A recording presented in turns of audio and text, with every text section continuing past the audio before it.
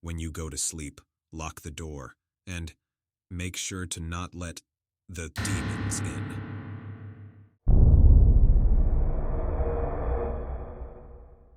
I was 18 when I went to live with my aunt and uncle for my education.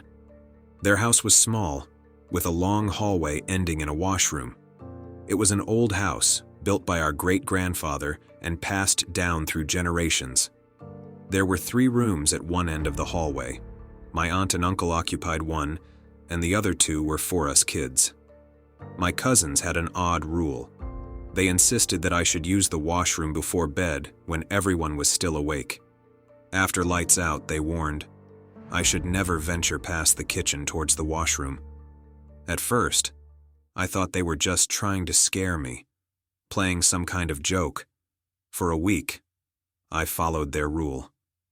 But then, curiosity got the better of me. I suspected they were just fooling around and planned to scare me if I went out at night. So one night, around 1 a.m., I decided to test them. I quietly slipped out of my room and tiptoed towards the washroom, ready to laugh off their prank. While I was in the washroom, I heard movements in the living room. Smirking, I thought I'd turn the tables and scare them instead. I crept out, ready to pounce. In the dim light, I saw a figure near the sofa. I sneaked up behind it, intending to grab it. But what happened next was beyond comprehension. As my hand neared the figure's neck, the entire head rotated backward in an unnatural, horrifying way. Where eyes should have been, there were only black holes. A scream escaped my lips, echoing through the house. My aunt, uncle, and cousins rushed to the living room. They weren't surprised. They knew what had happened. I was frozen with terror, unable to move, while they tried to console me. But nothing could erase what I had seen. The next morning, my parents came to take me home. That night had changed everything. I couldn't sleep alone anymore or go anywhere by myself, even within the safety of my own home. The memory of that twisted, ghastly figure haunted me, a chilling reminder of the unknown and unexplainable lurking in the shadows of that old family house.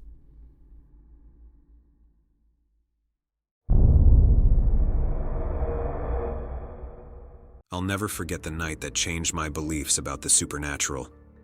It all started with a legend about a tragic event near a marine drive. A young woman, heartbroken over her fiancé's death in a road accident days before their wedding, ended her life in the ocean. They say her spirit haunts that road, especially after dark, calling out to anyone who dares to travel alone. Naturally, people avoid that road at night, but I had no choice. It was an emergency that forced me to take that route. Everything was fine until, in the middle of that infamous stretch, my motorcycle broke down. I was trying to figure out what went wrong when a faint, indistinct voice caught my attention. I looked around, but the road was deserted. My heart started pounding, and fear gripped me. I decided to push my bike and get out of there as fast as possible. Then, the voice called out again, this time from behind me. I turned and saw a figure, a lady floating in midair. I was paralyzed with fear for a moment, then dropped my bike and ran as fast as my legs could carry me. I must have run for 20 or 25 minutes, hearing that eerie voice trailing behind me. Just when I thought I couldn't go on any longer, I stumbled upon a parked police vehicle. Desperate for help, I told the officers everything. They listened, but then they told me it was just a folktale, meant to keep kids from wandering out late at night. They escorted me back to my bike, where, to my relief, nothing was amiss. The police helped me load my bike into their vehicle and escorted me home. But deep down, I knew what I had heard and seen was real. It wasn't a hallucination. From that night on, I vowed never to go near that road again, no matter how urgent the situation.